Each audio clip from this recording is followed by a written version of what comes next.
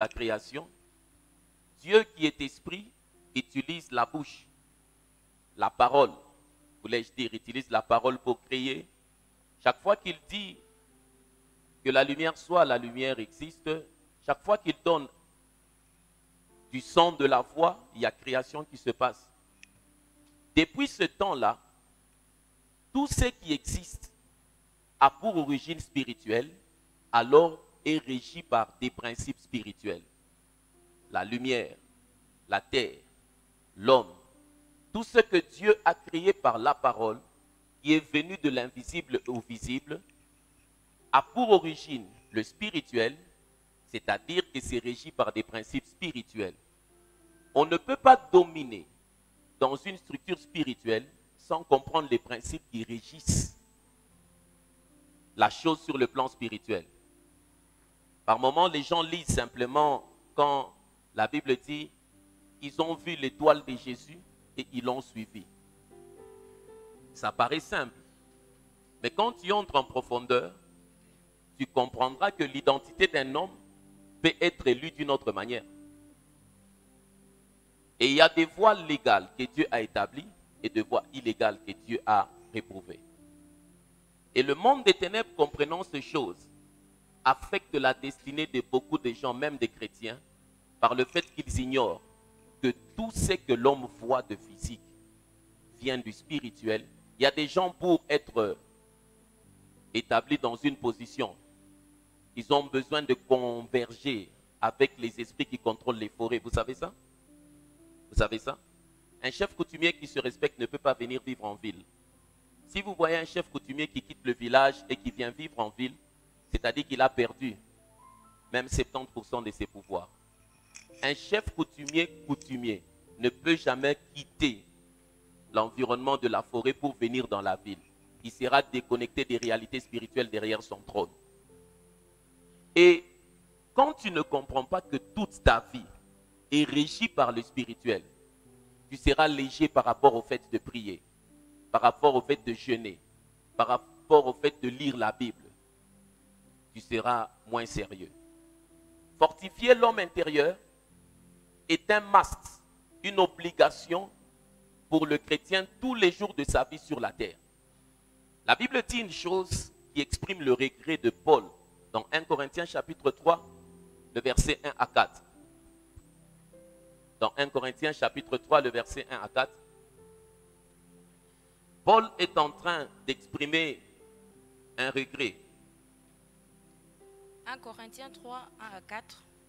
Pour moi, frère, ce n'est pas comme à des hommes spirituels que j'ai pu vous parler, mais comme à des hommes charnels, comme à des enfants en Christ.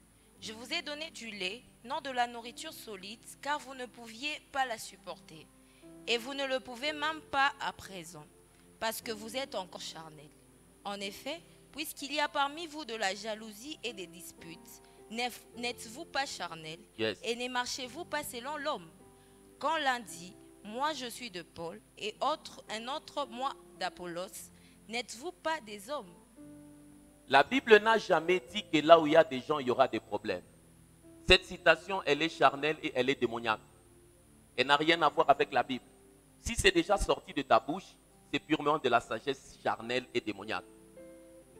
Les gens disent souvent, là où il y a des gens, il ne manque pas de problèmes. Là où il y a des gens, il ne manque pas de problèmes. Ça n'a rien à voir avec la Bible. Mais ça a tout à voir avec votre manière de penser. La Bible fait comprendre que les problèmes sont liés à une chose. Ce sont vos désirs charnels. Lis-moi ça. Quand l'un dit, moi je suis de Paul, Ce sont vos désirs charnels. Il y a des disputes au milieu de vous. et puisqu'il y a parmi vous de la jalousie et des disputes, 1. Puisqu'il y a parmi vous de la jalousie et des disputes, n'êtes-vous pas charnels? la conséquence, vous êtes comment?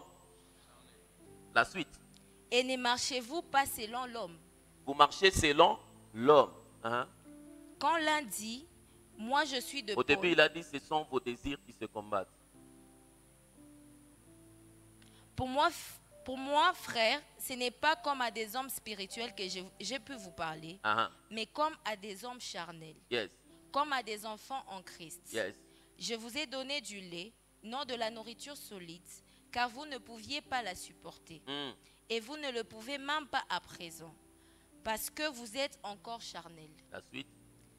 En effet, puisqu'il y a parmi vous de la jalousie et des disputes. Puisqu'il y a parmi vous quoi? De la jalousie et des disputes. Il fait comprendre que la jalousie et les disputes sont juste l'expression des hommes charnels. Les hommes spirituels, quand vous êtes dans une famille où il y a de la jalousie et des disputes, vous êtes charnel. Quand vous êtes dans un ménage où chaque fois il y a de la jalousie et des disputes, vous êtes charnel. La Bible dit, vous êtes charnel parce que ce sont vos mauvais désirs qui se combattent. En d'autres termes, si vous étiez spirituel, il n'allait pas y avoir tous ces problèmes. Enlevez de votre tête cette phrase, là où il y a des gens, il ne manque pas de problèmes. Non. Là où il y a des hommes charnels, il y a des problèmes. Là où il y a des hommes spirituels, il y a la paix. C'est comme ça, quand vous commencez à travailler, à marcher spirituellement, vous quittez la zone des personnes charnelles, il n'y aura pas de disputes, il n'y aura pas de jalousie, mais il y aura la paix et il y aura l'amour. Regarde l'image de votre famille, comment vous avez chaque fois des disputes. C'est parce que vous êtes comment? Ce n'est pas moi qui le dis, c'est ce que la Bible dit. Vous êtes comment? Vous êtes charnel, c'est ce que la Bible dit. Et si vous devez pallier à ce problème, vous devez juste apprendre à marcher selon l'esprit. Et ce passage, Paul était en train de parler à des personnes qui avaient déjà cru en Christ. Des personnes qui connaissaient Christ. Mais il a fait un constat amer que ces personnes n'ont pas grandi. Et il fait comprendre qu'à ce type de personnes, il y a un type de nourriture qu'il faut donner. Ils n'ont pas besoin de la nourriture solide, ils ont besoin du lait. Parce qu'ils sont encore lents à comprendre. Des hommes avec la nature de Dieu, mais qui marchent simplement comme des hommes du monde. Dans ta vie, dans votre milieu, êtes-vous sujet à des buts et des jalousies? Êtes-vous en train chaque fois de vous tirailler? C'est parce que vous avez fait le choix de marcher comme des hommes charnels. Mais si vous commencez à marcher comme des hommes spirituels dans votre relation, dans votre ménage, dans votre famille, il n'y aura pas de jalousie, il n'y aura pas de disputes.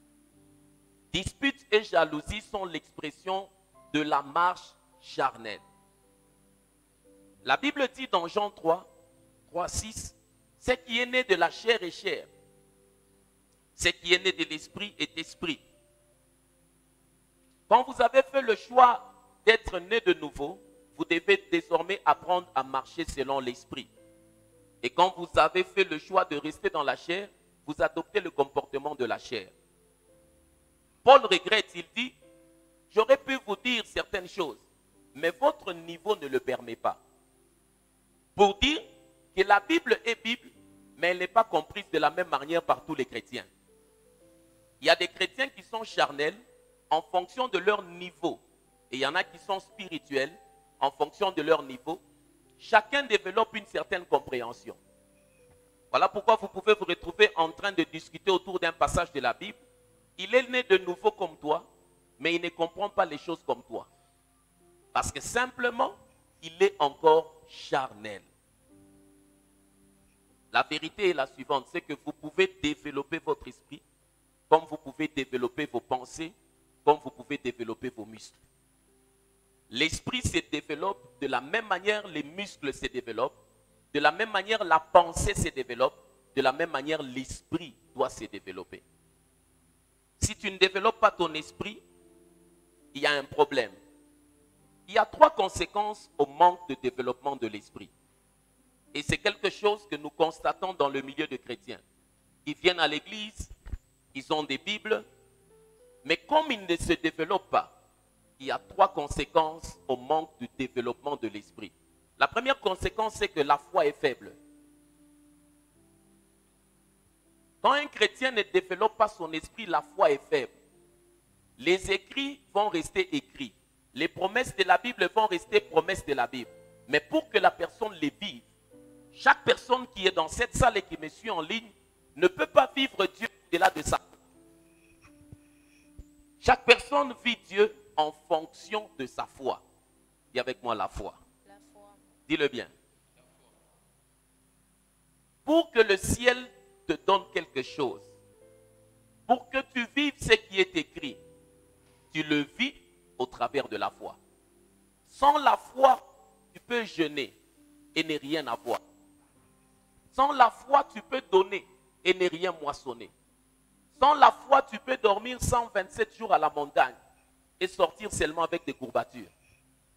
La foi est la seule chose qui qualifie le chrétien à la visitation divine. Mais la foi est une fonction de l'esprit. Quand l'esprit ne se développe pas, la foi est faible. Voilà pourquoi la Bible dit dans Marc 16, 17 par exemple, voici les miracles qui accompagneront ceux qui auront cru. En mon nom, ils chasseront les démons. Il y a des chrétiens qui ont fait 10 ans dans la foi, mais il n'a jamais inquiété le diable quelque part. Il ne se rappelle pas avoir posé les mains à quelqu'un et vu les démons se manifester. La Bible dit, ils imposeront les mains aux malades, ils seront guéris. Il n'a aucun témoignage que j'ai déjà prié pour quelqu'un, il a été guéri. Mais il est quand même né de nouveau, mais sa foi est faible parce que son esprit n'est pas développé. Deuxièmement, le manque de développement de l'esprit fait en sorte que l'amour est faible. C'est là où tu verras un chrétien qui a une Bible mais qui a un sérieux problème de pardon. Il a un problème de jalousie. La jalousie, elle est démoniaco-charnelle. Parce que c'est une œuvre de la chair. Elle n'est pas citée parmi le fruit de l'esprit. Quand quelqu'un dit, pour prouver à quelqu'un qu'on aime, on doit manifester de la jalousie, il faut le dire partout ailleurs sauf dans la Bible. La Bible n'a jamais ramifié la jalousie à une preuve d'amour. La Bible démontre que la jalousie est une œuvre de la chair. Or, tout ce qui est charnel est facilement manipulable par le diable. Je suis dans Galates chapitre 5. Prends-moi à partir du verset 19. Quand tu comprends ces choses, tu vas t'abstenir de t'ouvrir à certains comportements qui risqueraient de connecter ta vie à la manifestation des démons. Or, les œuvres de la chair sont manifestes. Ce sont l'impudicité, l'impureté, la dissolution, l'idolâtrie, la magie, les inimitiés, les querelles, les jalousies. Les quoi? Les quoi? On a dit c'est l'œuvre de l'esprit. Continue. Les animosités, les disputes, les divisions, les sectes, l'envie, l'ivrognerie, les excès de table et les choses semblables. Je vous dis d'avance, comme je l'ai déjà dit, que ceux qui commettent de telles choses n'hériteront point le royaume de Dieu. Arrête-toi là. C'est moi qui dis ça. La Bible est trop claire. Oui, quand la Bible cite quelque chose dans une même catégorie, c'est-à-dire que celui qui manifeste l'un peut facilement manifester l'autre. Quand la Bible cite la jalousie au même titre que les animosités, en d'autres termes, le jaloux peut facilement développer l'animosité. Le jaloux peut facilement développer l'impudicité. Le jaloux peut facilement développer toutes les autres choses parce qu'ils sont sur la même fréquence. Et la faiblesse de l'amour, est-ce que tu as encore un problème de pardon? C'est parce que ton esprit n'est pas développé. Quand ton esprit se développe, la prise en charge de l'amour, elle devient automatique. Il est honteux pour un chrétien qui me suit. Il est honteux pour une femme qui me suit, pour un homme qui me suit. Il dit qu'il est né de nouveau, mais qu'il a encore un problème de pardon. C'est honteux. C'est contradictoire par rapport à la nature nouvelle qui se trouve au-dedans de toi. Et la troisième grande conséquence, c'est la connaissance qui est mêlée d'erreurs. Quand un esprit n'est pas développé, il a un problème avec la foi, l'amour, et sa connaissance est mêlée des erreurs. Il a un problème de discernement. Par moments, il dit que c'est le diable, c'est ma voix, c'est le Saint-Esprit, parce qu'au-dedans de lui, il y a beaucoup d'agitation au niveau de son âme. Sa connaissance est mêlée de beaucoup d'erreurs. C'est comme ça, un homme peut avoir un don, mais la faiblesse de son esprit peut faire à ce que ces messages soient tachetés d'un mélange. Voilà pourquoi la Bible a dit examiner les prophéties. Parce que c'est quelque chose de parfait, mais qui sort d'un canal imparfait. Et ce canal imparfait, s'il n'a pas été sujet à la croissance spirituelle, sa connaissance spirituelle est mélangée des erreurs. L'amour et la foi ne viennent pas de la chair. Ça n'a rien à voir avec la chair. L'amour et la foi viennent de l'esprit récréé. Ça n'a rien à voir avec la chair. Quand tu veux monter dans l'amour, grandis en esprit. Quand tu veux grandir dans la foi, grandis en esprit. Quand tu sens que tu n'as pas de résultats spirituels, il faut grandir en esprit. C'est pour cela que Jésus fait cette déclaration dans Matthieu 4,4.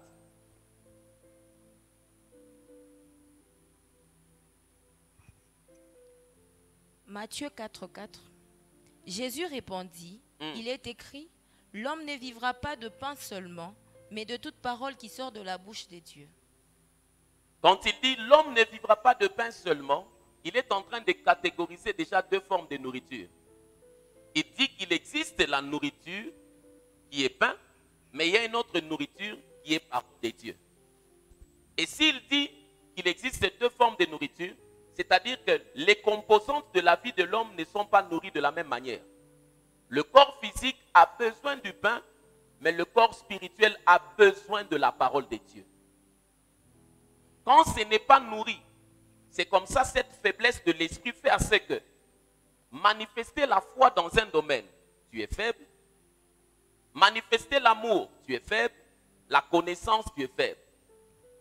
La manière dont la Bible parle de l'argent et la manière dont on doit comprendre cela dépend de comment est-ce que ton esprit est en train de grandir. Comprendre que la vie est totalement spirituelle est très avantageux dans la marche du chrétien et que Dieu a établi désormais un principe. Pour qu'il puisse avoir transaction de l'invisible au visible, il faut parler. Depuis que Dieu a fait ça, tout acte de Dieu est devenu une méthode et une doctrine. Tu m'entends? Dans la Bible, tout acte de Dieu est une méthode et une doctrine. Un enseignement. Il faudrait s'asseoir et étudier cela. Donc la première nourriture cultive le corps et la deuxième nourriture cultive l'esprit. C'est ainsi que quand vous lisez maintenant Éphésiens 1, 17 à 18, Paul est en train de prier pour les Éphésiens, pour que Dieu illumine les yeux de leur cœur. Au fait, il s'était rendu compte de ces trois choses. La faiblesse dans la foi, un problème d'amour et une connaissance mêlée. Et quand il prie maintenant, c'est pour que ces gens puissent développer une foi véritable, qu'ils puissent développer de l'amour et qu'ils puissent faire un pas dans la connaissance véritable. Les mots qu'il utilise dans cette prière démontrent l'insuffisance qu'il avait constatée dans la vie de ceux qui prétendaient être chrétiens. Éphésiens, ce n'était pas écrit pour des païens. Éphésiens, c'est pour des chrétiens, baptisés du Saint-Esprit dans Actes, mais manifestant de l'insuffisance dans le domaine de la foi, de l'amour et de la connaissance.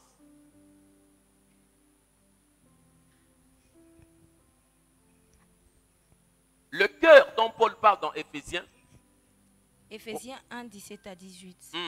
Afin que le Dieu de notre Seigneur Jésus-Christ, le Père de gloire, vous donne un esprit de sagesse et de révélation. S'il demande pour eux un esprit de sagesse et de révélation, c'est parce qu'ils s'étaient rendus compte qu'ils n'ont pas cela.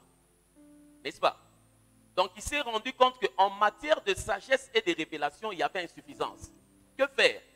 Je prie que Dieu leur accorde cet esprit de sagesse et de révélation. Donc un chrétien peut être né de nouveau priant en langue, mais il est insuffisant en sagesse et en révélation. Tu m'entends? Il est né de nouveau et prie en langue, mais il manifeste un déficit sérieux dans la sagesse et la révélation. La révélation, c'est quoi? C'est la connaissance spirituelle concernant Dieu, son être et ses manières de faire.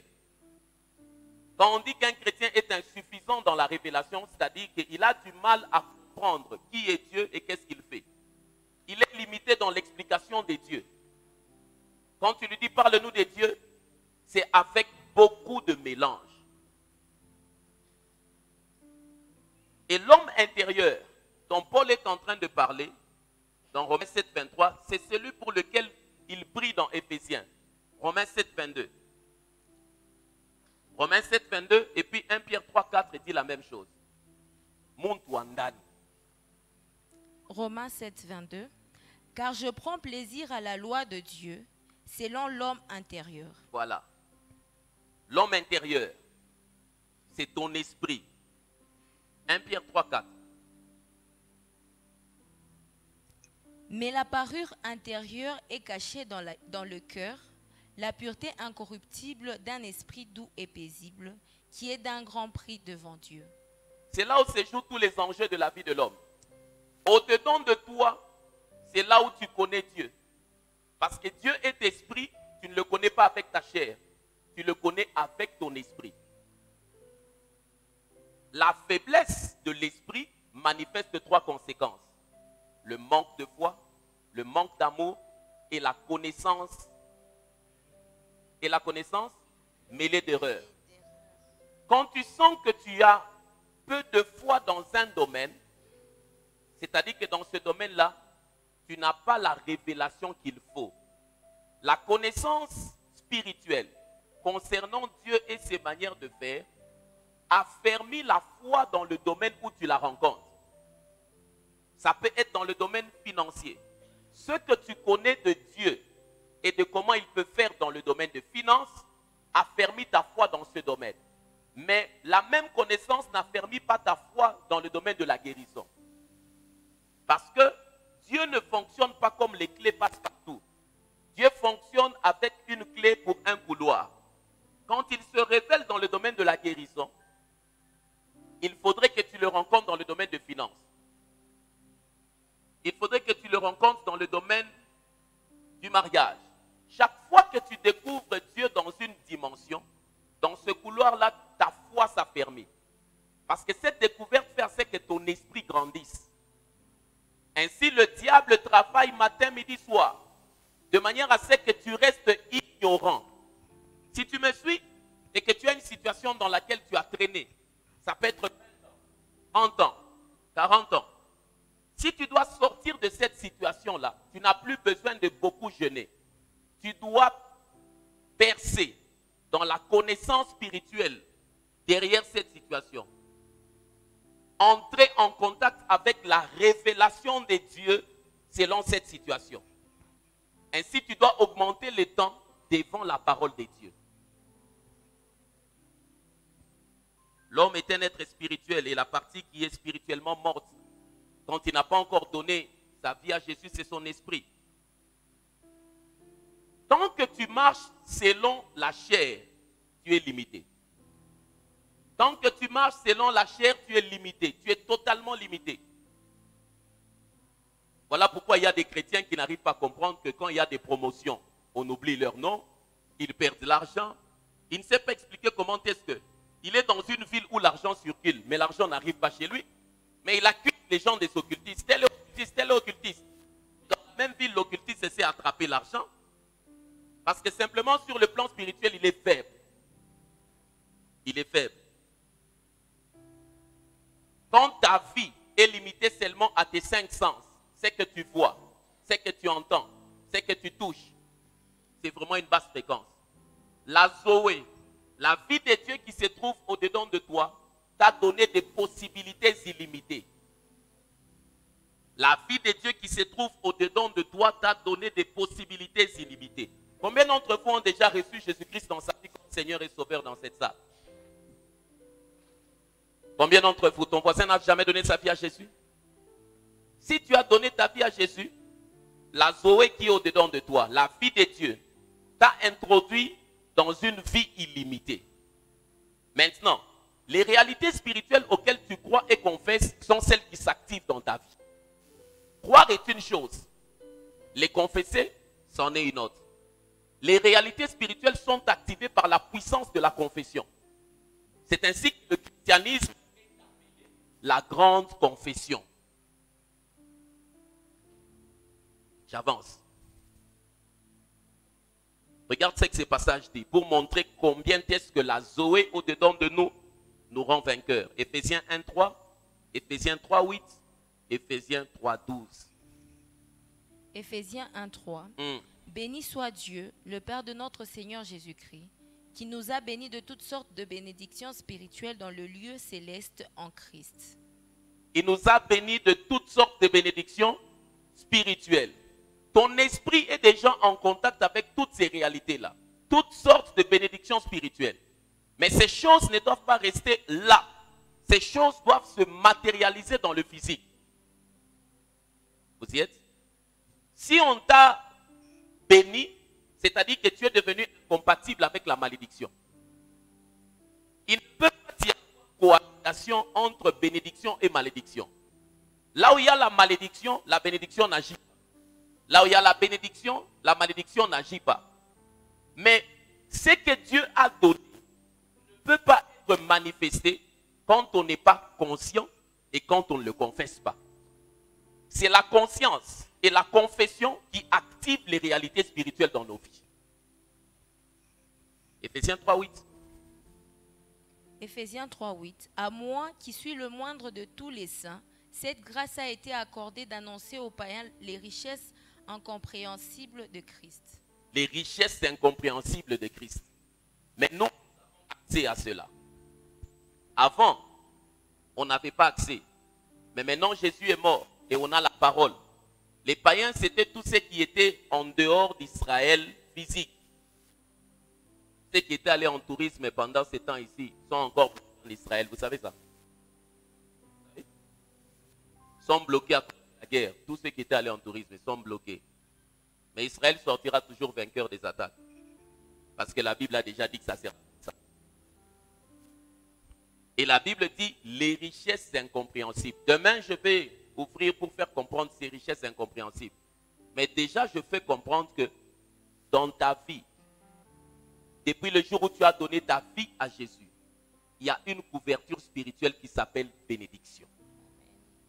Elle vit dans le monde spirituel, elle travaille pour toi. Et la Bible dit toutes sortes de petites et grandes. Dans quelque couloir que ce soit, ma vie bénéficie de la bénédiction spirituelle.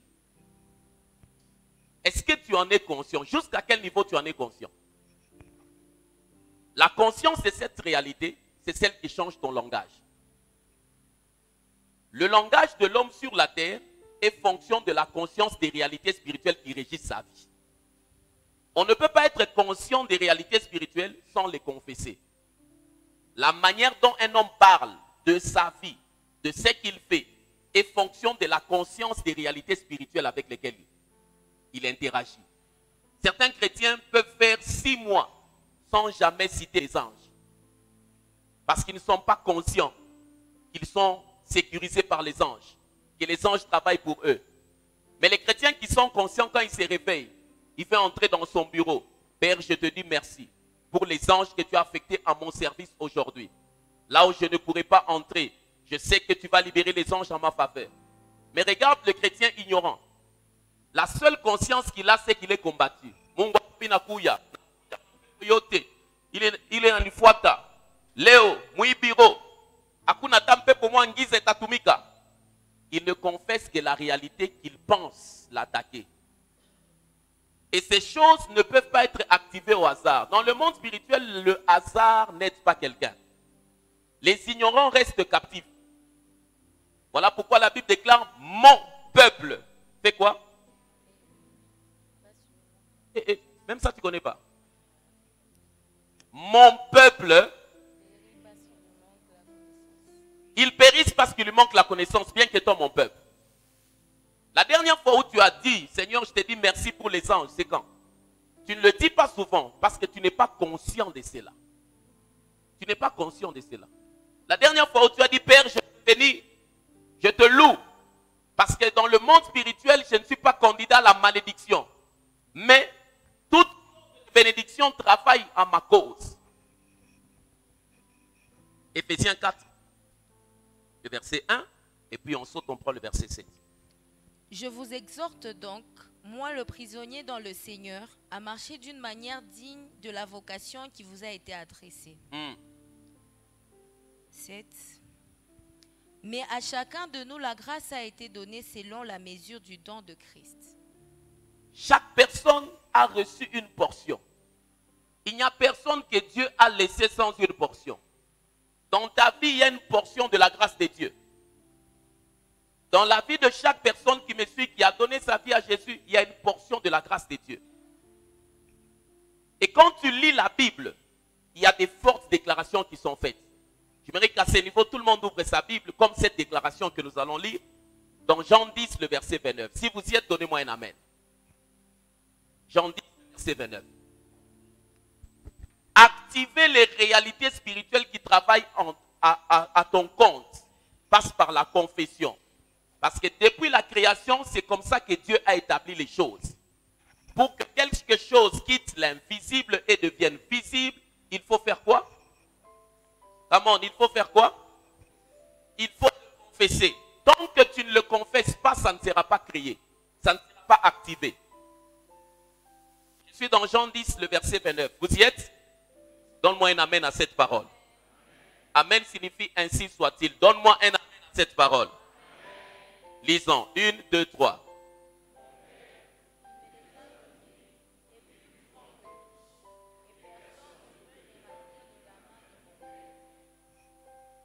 Mon Père, il est comment? Il est comment? Plus grand que tous. Tous là, dans les tous là, il y a qui? Come on, come on. Donc ton cerveau rejette ça. Dans tous, il y a qui? Le diable, qui encore? Je n'entends rien. Ton voisin ne dit rien parce que son cerveau a planté. C'est un homme charnel. Il ne voit pas de choses spirituelles. Come on, talk to me. Tu dis quoi? Les maladies, les dominations, les liens de famille, quoi encore? Ce sont les déclarations qu'un homme spirituel fait. Mon Père.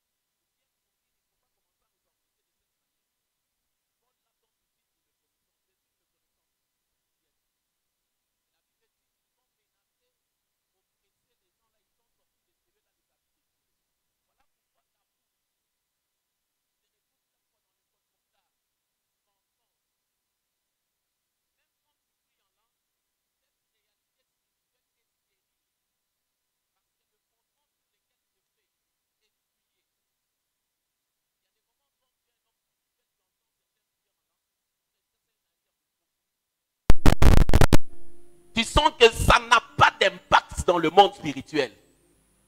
Ça résonne juste comme un son simple.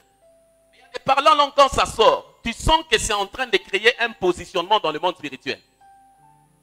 Et après, ça déclenche une réalité. Le moment où quelqu'un prie en langue et que la tonalité de sa voix est la même, cette constance-là montre que il est en train d'interagir au premier niveau avec Dieu. Il dit des choses, il dit des mystères. Mais le moment où la tonalité de cette personne change, c'est le niveau où Dieu commence à lui donner des réponses à ces mystères. Et ça s'est fait sentir dans la tonalité. Et quand maintenant il s'arrête, l'intelligible va expliquer ce qu'il a reçu de Dieu. Et quand il prie, il prie, il prie. Quand tu pries en langue.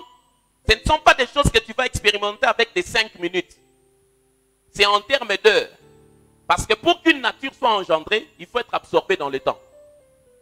On ne peut pas connaître un changement naturel quand on n'a pas investi le temps. Savez-vous qu'il est plus important de gérer l'énergie que le temps? Vous savez ça? Vous savez pas ça? Vous savez pas ça? Il est plus important de gérer l'énergie que le temps. Je vais y revenir demain. Le christianisme est appelé la grande confession. 1 Timothée 6,12. Combat le bon combat de la foi. Saisis la vie éternelle, à laquelle tu as été appelé et pour laquelle tu as fait une belle confession en présence d'un grand nombre de témoins. Tu as fait quoi? Tu as fait quoi? Parole de vie.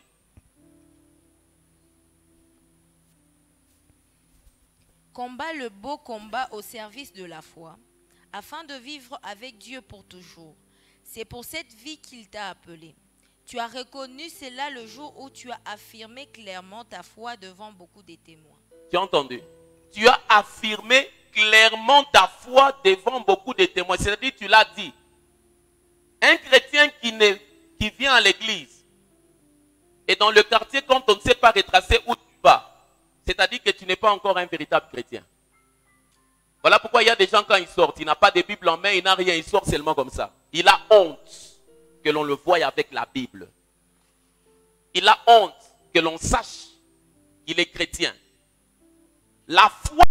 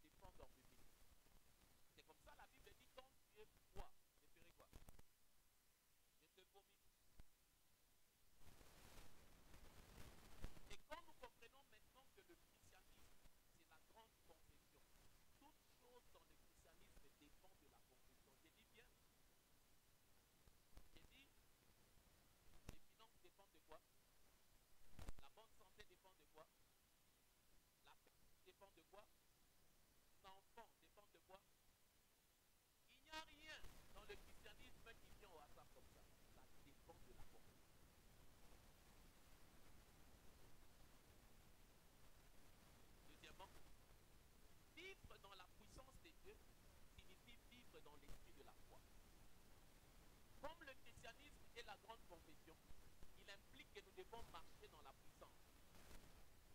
Voilà pourquoi Jésus a dit aux disciples de Jérusalem, mais restez, attendez la puissance. Pour marcher dans la vie chrétienne, on a besoin d'une force au-delà du naturel. Et cette force au-delà du naturel, c'est la puissance de Dieu. Et cette force, vivre dans la puissance signifie vivre dans l'esprit de la foi. C'est quoi l'esprit de foi? L'esprit de foi, c'est quelque chose que nous avons. Comme je le dis, la foi et l'amour viennent de quoi? La foi et l'amour viennent de quoi? De l'esprit. Quand tu veux grandir dans la foi dans un domaine, tu dois travailler ton esprit dans ce domaine-là. C'est-à-dire que tu dois étudier la Bible dans ce domaine-là. Confesser la parole de Dieu dans ce domaine-là. Les nuits comme les jours. Dans ce domaine-là, tu dois t'arrêter et confesser la parole. Plus tu confesses la parole, elle s'affermit dans ton esprit dans ce domaine-là. Vous Vous êtes avec moi? L'esprit peut être développé comme les pensées et les muscles.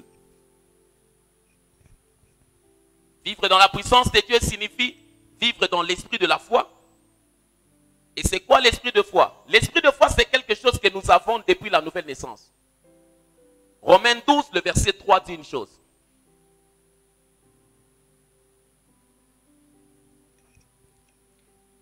Romains 12, 3.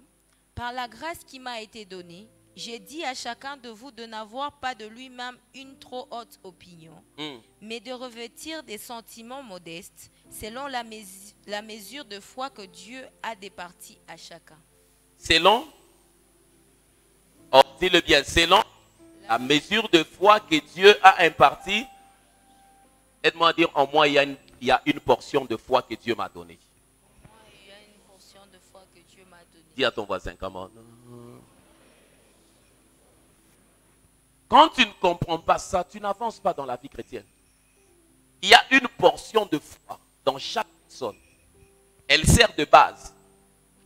Mais elle n'est pas appelée à rester là. Quand vous lisez maintenant les évangiles, la Bible fait comprendre que la foi grandit. Dieu met tout le monde sur le même terrain, il donne la foi. Mais la responsabilité de chaque personne, c'est de travailler maintenant à la croissance de sa foi. Là, Dieu n'est plus impliqué. Et c'est comme ça que Jésus dit, dans certains moments, il dit, peu de foi. Ici, je n'ai pas vu de foi. Mais ici, j'ai vu une si grande foi. Pour dire, la responsabilité de Dieu, c'est de nous donner la foi. Notre responsabilité, c'est de travailler à la croissance de cette foi-là. L'esprit de foi est semblable à la parole de Dieu, comme défini dans Romains 10, le verset 8. Les enseignements spirituels doivent être dénués des émotions. Dites amen que je bombarde. Dites amen que je... Et c'est là-bas où on a des chrétiens faibles. Il manque. La faiblesse de l'esprit donne combien de conséquences? Comment? Combien de conséquences? La première? La faiblesse de la foi, deuxièmement? La faiblesse de l'amour, et puis? Et si tu fais le statistique dans la vie de beaucoup de chrétiens, ils ont fait longtemps dans les églises, mais ils ont ces trois maladies. Romains 10, le verset 8. Que dit-elle donc? La parole est près de toi, dans ta bouche et dans ton cœur. Or, c'est la parole de la foi que nous prêchons. J'aimerais que vous preniez tous vos Bibles et on va lire ça 3 ou 4 fois. Il faut conditionner sa vie. Un homme spirituel doit conditionner sa vie avec la parole. Si tu dois opérer comme Dieu, tu dois utiliser ta bouche, n'est-ce pas? Et si tu dois utiliser ta bouche, tu dois utiliser les mots qui donnent instruction. Quand on dit que c'est la parole de Dieu qui crée, c'est parce que Dieu avait parlé que le principe de la création a été établi par sa parole. Si Dieu avait bougé, on allait dire les mouvements de Dieu créent. Si Dieu avait seulement regardé, on allait dire le regard de Dieu crée. Mais le principe de la création montre que Dieu n'a pas regardé, il n'a pas entendu, il a parlé. Et depuis lors, pour créer, il faut parler. La confession est le mode d'emploi de la faculté créatrice de l'homme. Quand tu veux créer ton mariage, ta maternité, ta prospérité, tu dois faire quoi? Tu dois faire quoi? Tu dois confesser. Tu ne dois pas confesser des choses qui viennent de toi. Tu dois utiliser les mots de Dieu. Et les mots de Dieu, c'est quoi? C'est sa parole.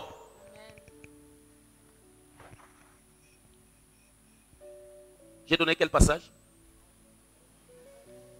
Romains 10, le verset. Prends avec moi ce passage. Jusqu'à 3 et tu le lis. Il s'agit de toi. 1, 2, 3. La parole est près de toi, Dans ta bouche et dans ton cœur. Or, c'est la parole de la foi que nous prêchons.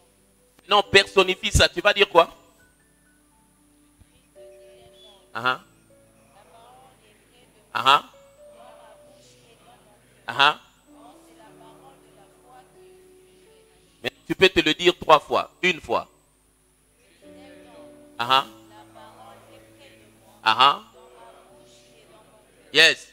Or, c'est la parole de la foi que nous prêchons. 2. Que dit-elle donc? La Yes. La dernière fois. Yes. La parole.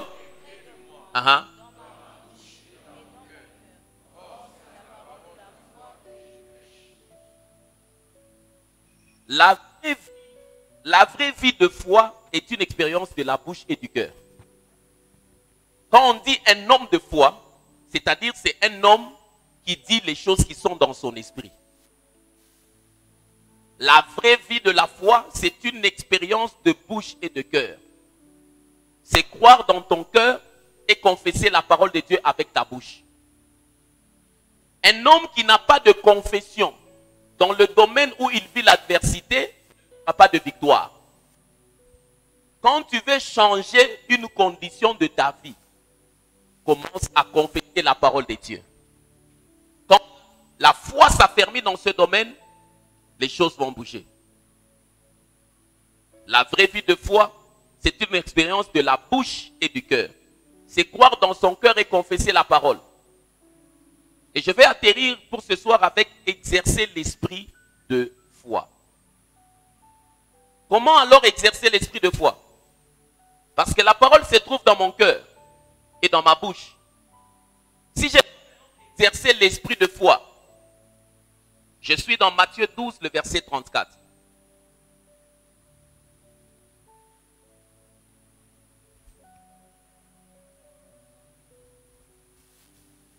Matthieu 12, le verset 34. Race de vipères, comment pourriez-vous dire des bonnes choses, méchants que vous l'êtes? Car c'est de l'abondance du cœur que la bouche parle. Exercer l'esprit de foi, c'est quand nous exerçons, nous croyons à la parole de Dieu et nous disons cette parole. C'est ça exercer. Nous croyons et nous disons. Mais la Bible dit, c'est de l'abondance du cœur que la bouche, parole de vie. Espèce de vipère, vous êtes mauvais. Alors comment est-ce que vous pouvez dire des bonnes choses? En effet, ce qui remplit le cœur de quelqu'un, voilà ce qui sort de sa bouche. Là, c'est bien dit. Come on, complètement. Ce qui remplit le cœur de quelqu'un, c'est ce qui sort de sa bouche. Tu ne peux pas confesser des choses qui ne sont pas pleines en toi. Remplir signifie qu'il y a un processus, n'est-ce pas? Remplir signifie qu'il y a un processus. S'il y a un processus de remplissage, c'est-à-dire qu'il faut s'exposer à la vérité que tu veux mettre au-dedans de toi. Ce n'est pas le même jour où tu commences à confesser la parole dans un domaine que tu auras des résultats dans ce domaine-là. Vous êtes avec moi?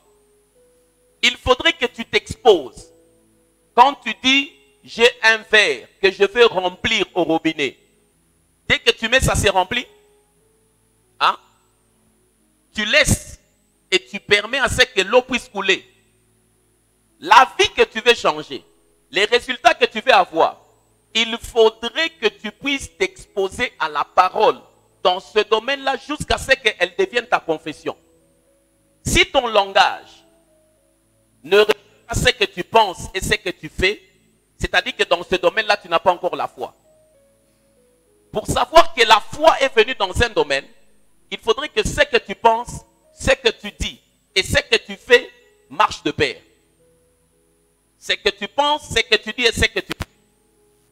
Pour que ce que tu dis, ce que tu penses et fais s'aligne, il faut se laisser remplir par la parole de Dieu dans ce domaine-là.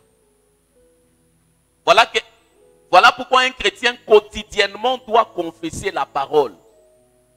Il a des passages de la Bible tels que Éphésiens 1, le verset 7. Éphésiens 1, le verset 7. Il y a une liste de passages quand un chrétien commence à le confesser. Le livre d'Éphésiens a lui-même déjà, quand tu le lis chaque jour, tu le personnifies.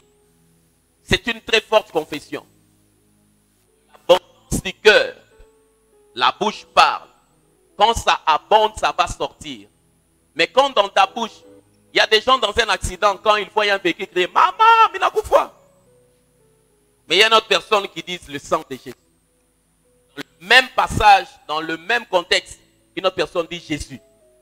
Parce que c'est Jésus qui est plein au-dedans de lui. Mais il y a une autre personne qui ne cite même personne, il crie seulement. Parce que son cœur est vide de la réalité. De l'abondance du cœur, la bouche parle. Quand tu es avec un homme spirituel, son vocabulaire montre ce qui remplit sa vie. Il y a des enfants qui sont remplis d'insultes parce qu'ils ont grandi dans un environnement où leur maman était spécialiste des insultes dans le quartier. Quand il y avait un problème, on part chercher leur maman comme Anako. Maman comme Mariko, Atamuchamboul. Maman. Moi, c'est tout maman égale. Et elle est réputée pour des bêtises pareilles. Et depuis qu'elle était devenue spécialiste dans les insultes, ça n'a même pas mené $1 chez eux. Si ce n'est que des conflits avec des personnes qui pouvaient les aider. L'une des grandes confessions, c'est celle d'Éphésiens 7. 1, verset 7. Regarde dans ta Bible. En lui, nous avons la rédemption par son sang, la rémission des péchés selon la richesse de sa grâce. Tu entends ce passage? Commence au verset 6. À la louange de la gloire de sa grâce qui nous a accordé en son bien-aimé. En lui, nous avons la rédemption par son sang. Nous avons la rédemption par son sang. La rémission des péchés. La rémission des péchés. Selon la richesse de sa grâce. Que Dieu a répandu abondamment sur nous par toute espèce de sagesse et d'intelligence. Nous faisons connaître le mystère de sa volonté, selon le bienveillant dessein qu'il avait formé en lui-même, pour le mettre à exécution lorsque les temps seraient accomplis, de réunir toutes choses en Christ. Jusque-là, prends ça dans Parole de vie, ça sera bien compris en français, accessible au cerveau.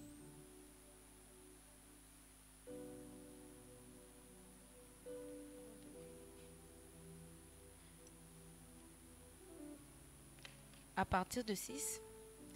Alors chantons la gloire de Dieu pour la grandeur de ses bienfaits. Faisons quoi? Chantons la gloire de Namidou. On a dit faisons quoi? On n'a plus de questions à se poser. On a une gloire à célébrer. Il nous les donne généreusement par son Fils très aimé. Yes. Dans le Christ, par son sang, nous sommes libérés du mal et nos péchés sont pardonnés. Nous sommes libérés de quoi? Et la conséquence, nos péchés sont? Tellement la bonté de Dieu est grande. Oh yes. Oui, Dieu nous a couverts de ses bienfaits. Il nous a donné toute la sagesse et l'intelligence. Yes. Il nous a fait connaître son mystère. Il nous a donné quoi? Toute la sagesse et l'intelligence. Maintenant, ces choses ne s'activent pas sans confession. C'est lorsque tu prends ce passage et tu commences à dire, Seigneur, je te remercie. Parce que tu m'as donné l'accès à toute connaissance et toute sagesse. Devant le problème, j'ai déjà la sagesse qu'il faut. Devant cette situation, j'ai déjà la sagesse qu'il faut. En ce moment-là, la réalité dans laquelle tu crois et tu confesses s'active. Tu ne peux pas rester dans des points d'interrogation des années et des années avec un problème. En tant que chrétien, c'est anormal. Tu es candidat à toute la sagesse et l'intelligence de Dieu. Il nous a fait connaître son mystère. Voilà. Come on, continue. C'est-à-dire que dans sa bonté, il voulait faire dans le Christ depuis toujours. Ce projet, Dieu voulait le réaliser au temps choisi par lui. Rassembler tout ce qui est dans le ciel et ce qui est sur la terre sous un seul chef, le Christ. Yes. Et dans le Christ, Dieu nous a donné notre part au salut en nous choisissant d'avance selon son projet. Il a fait tout cela parce qu'il l'a décidé et voulu. Alors nous qui avons été le premier à mettre notre espoir dans le Christ, chantons la gloire de Dieu. Chantons quoi? Les lamentations. Chantons quoi? Quand tu chantes la gloire, à l'époque il y avait des chants que j'avais. Que la gloire du Seigneur subsiste à jamais, qui se réjouisse de ses œuvres. Ça sont des chants que vous ne connaissez pas.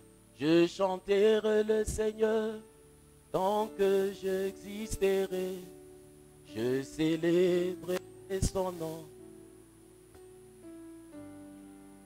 C'était pas. tu sens que des gens, ils ne connaissent rien des choses spirituelles. Mais les hommes et les femmes qui connaissent la grandeur de Dieu. J'aimerais que tu lèves les mains et on va chanter Dieu Tout-Puissant. De tout mon être, alors se lève un